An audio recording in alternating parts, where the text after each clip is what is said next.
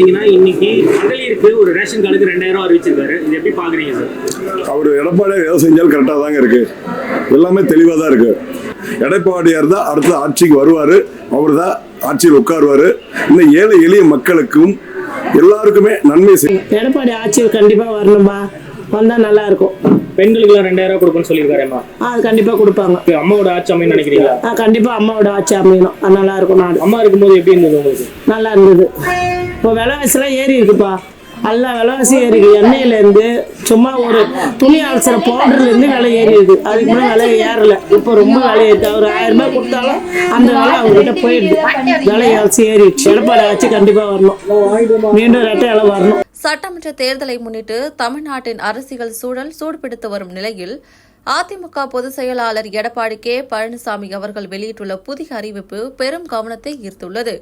அதிமுக ஆட்சியில் கடந்த காலத்தில் மக்களுக்கான பல்வேறு நலத்திட்டங்கள் செயல்படுத்தப்பட்டதை நினைவுபடுத்தும் வகையில் 2026 சட்டமன்ற தேர்தலை முன்னிட்டு புரட்சி தமிழர் என்ற அமைப்பின் சார்பில் தமிழகம் முழுவதும் ஏழை மற்றும் பாதிக்கப்பட்ட மக்களுக்கு ரூபாய் 2000 நிதியுதவி வழங்கப்படும் என அறிவிக்கப்பட்டுள்ளது.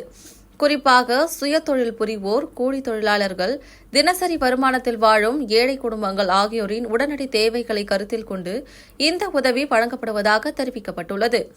தற்போது வாழ்வாதார சுமை அதிகரித்து வரும் சூழலில் மக்கள் அடிப்படை தேவைகளை கூட பூர்த்தி செய்ய முடியாமல் தவித்து வரும் நிலையில் இந்த ரூபாய் 2000 உதவி பல குடும்பங்களுக்கு தற்காலிக நிவாரணமாக அமையும் என அதிமுக சார்பில் கூறப்படுகிறது.